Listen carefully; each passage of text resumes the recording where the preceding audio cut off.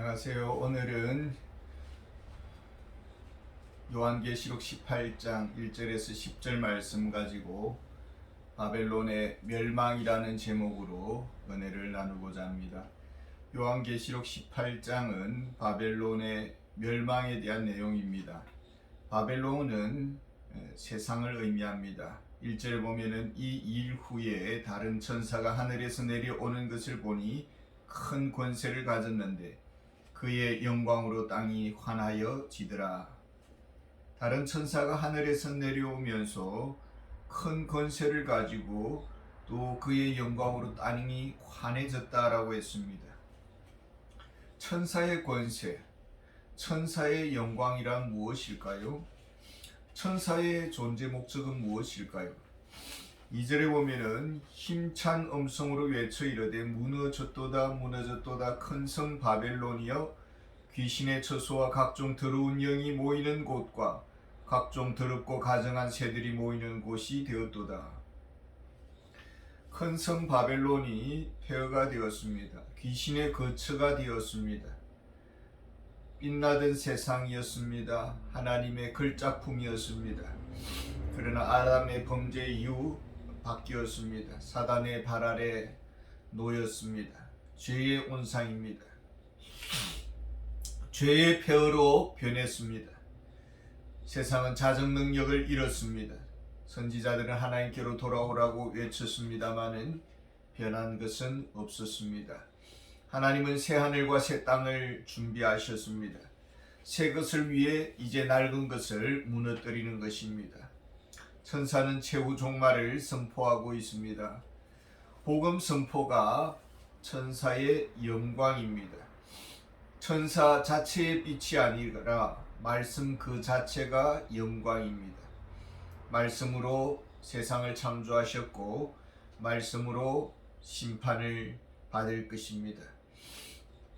말씀은 지금 세상의 끝을 가리키고 있습니다.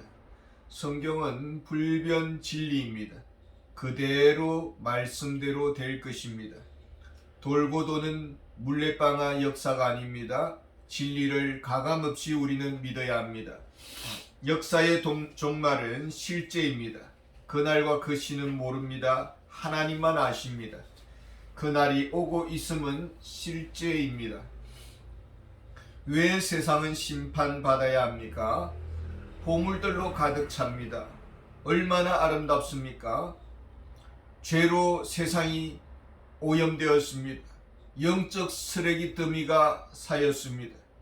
무엇이 원인입니까? 3절에 보면은 그 음행의 진노의 포도주로 말미암아 만국이 무너졌으며 또 땅의 왕들이 그와 더불어 음행하였으며 땅의 상인들도 그 사치의 세력으로 치부하였도다.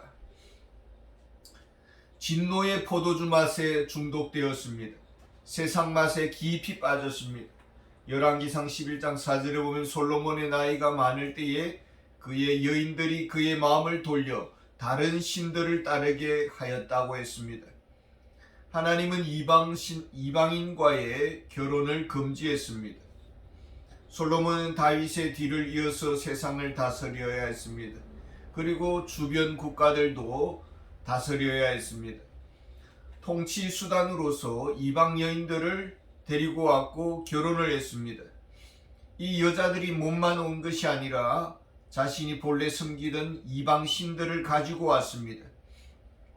그리고 솔로몬 왕에게 요청했을 것입니다.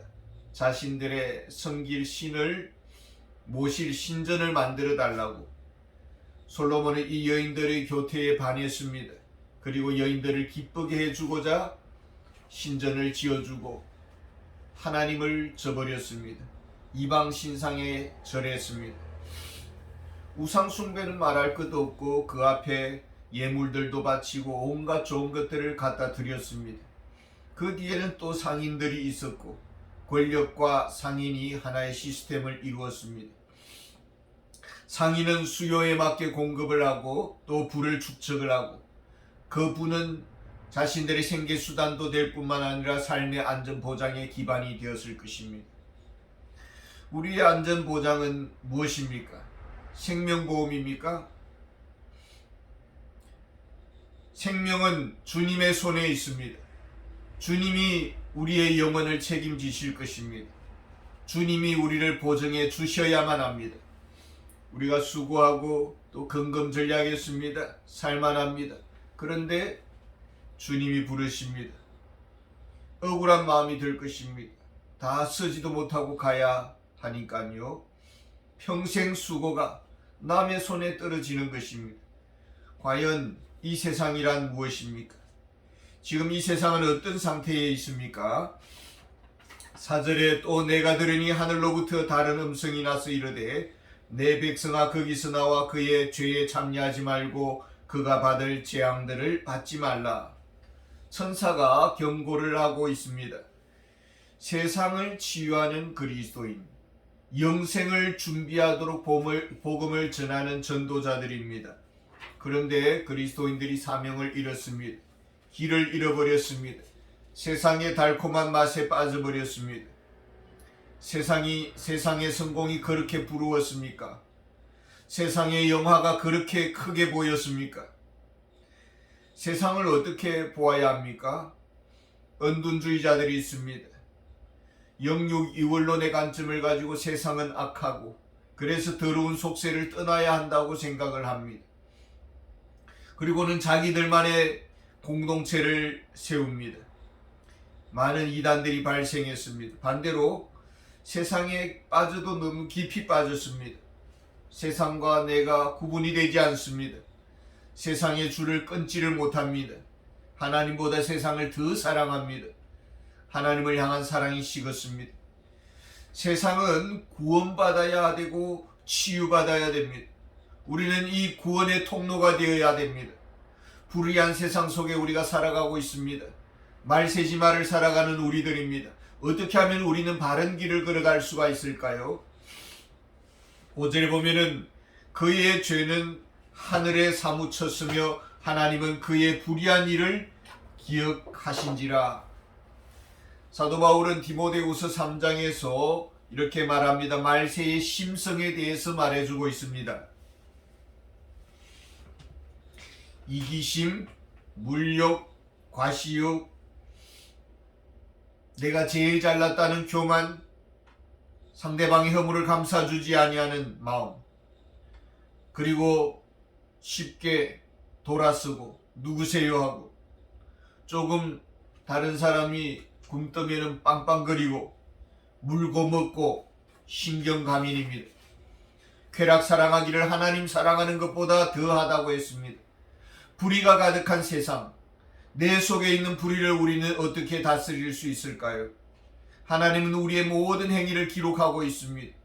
회개치 않는 자는 심판을 받을 것입니다. 그러나 회개하는 자는 동이서에 서문 것 같이 우리의 죄가를 우리에게서 멀리 옮기시는 하나님이십니다. 우리가 먼지 불감증을 없애야 하겠습니다. 먼지를 보고도 별것 아니네 이렇게 생각을 하면은 나중에는 지울래야 지울 수가 없는 것입니다. 회개하는 삶이 필요합니다. 매일매일 씻어내야 합니다. 씻고 하루를 정리해야 합니다. 그래서 회개가 간단치 않습니다. 회개치 아니할 때는 그 부메랑이 돌아오게 되는 것입니다. 6절에 보면은 그가 준 그대로 그에게 주고 그의 행위대로 갑절을 갚아주고 그가 섞은 잔에도 갑절이나 섞어 그에게 주라. 반드시 갚으시는 하나님이십니다. 예외는 없습니다. 우리가 가끔씩 당하는 그런 아픔들이 있습니다. 그럴 때 고통 중에 우리가 문득문득 생각이 납니다. 남 탓할 것이 없구나. 내가 잘못을 범했구나. 다 내 탓이구나. 이런 단식이 나올 때가 있습니다. 쓴맛의 작은 징계들이 있습니다. 이럴 때 우리는 회개의 기회로 삼아야 되고 회개의 기회를 놓치지 말아야 합니다. 다윗이 도망자가 되었습니다. 어느 날 시므이가 쫓아오면서 소리를 지릅니다. 욕하고 저주를 퍼붓습니다. 확성기를 틀어서 소리를 지르고 온 세상 사람들이 다 쳐다보고 다 듣습니다. 왕으로서 체면이 말이 아닙니다. 한 장수가 칼을 들고 나섰을 때에 다윗이 제지를 합니다. 하나님이 저를 통해서 지금 말씀하고 있는 것이 아니냐. 하나님이 저주하라고 해서 그가 하는 것이 아니냐. 그러니 너는 개입하지 말라고 말을 합니다. 어떤 문제 앞에 서든지 자기 자신을 돌아보는 다윗이었던 것을 볼 수가 있습니다. 세상의 도전 앞에 깊이 돌아보는 자, 회개의 기회로 삼는 자, 그는 하나님의 사람입니다. 참 그리스도의 제자요, 참 그리스도인입니다. 세상은 왜 심판을 받을까요? 7절에 보면 그가 얼마나 자기를 영화롭게 하였으며 사치하였든지 그만큼 고통과 애통함으로 갚아주라. 그가 마음에 말하기를 나는 여왕으로 앉은 자요 과부가 아니라 결단코 애통함을 당하지 아니하리라 하니. 우리 인생의 목적이 무엇입니까? 하나님을 영화롭게 하고 그로 더불어 즐거워하는 것입니다. 하나님을 기쁘시게 하려면 어떻게 해야 될까요? 세상의 심판은 삶의 목적과 방향이 달랐다라는 것입니다. 섬기라고 주신 직책이요, 세워주라고 주신 은사요, 잘 감당하라고 주신 건강이요 능력이었습니다. 그런데 제잘난 맛에 살았고 형제의 아픔을 외면했습니다. 나의 능력으로 획득한 기회, 나의 주장을 당연시했습니다. 능력이 많기에 기회도 많았을 것입니다. 그러나 그것이 교만의 원인이 되었습니다. 내가 본래 잘나서 그런 줄 알았습니다. 하나님이 주신 은사요, 하나님이 섬기라고 주신 직책이요, 하나님이 나누라고 주신 부였습니다. 그런데 자기 영광의 도구가 되었습니다. 자기 즐김과 누림에 급급했습니다. 그늘진 형제의 아픔을 저들 탓으로 돌리고 저들의 무능, 저들의 책임으로 돌렸습니다. 그리고 너무 인색하게 살았습니다. 우리가 자본주의 사회에서 사유재산 제도를 인정합니다마는, 그러나 하나님은 가난한 자도 우리 곁에 두고 살게 하셨습니다. 가난한 자를 멸시하는 것은 가난한 자를 창조하시는 하나님을 멸시하는 것이라고 했습니다. 종말에 다가올 환경은 어떻게 될까요? 이대로 계속하면 어떻게 되겠습니까? 8절에 보면 그러므로 하루 동안에 그 재앙들이 이르리니 곧 사망과 애통함과 흉년이라. 그가 또한 불에 살라지리니 그를 심판하시는 주 하나님은 강하신 자심이라. 역전 현상이 일어날 것입니다. 기던 자들이 하늘을 날 것이고 하늘을 날던 자들이 바닥을 치게 될 것입니다. 역전될 것입니다. 우리는 말씀을 두렵게 받아들여야 합니다. 회개를 태만히 여기지 말아야 합니다. 영적 자기 점검이 필요합니다. 어떻게 하면 우리가 회개의 삶을 살 수 있을까요?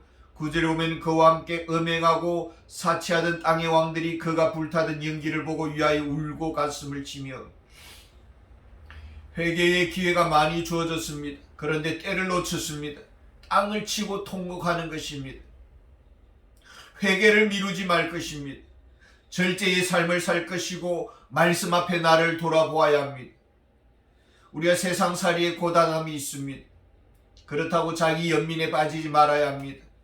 나는 가난하다, 나는 무능하다, 나는 쓸모없다는 자기 비하에 빠지지 말아야 합니다. 세상의 헛됨, 자랑이 역전이 될 것입니다.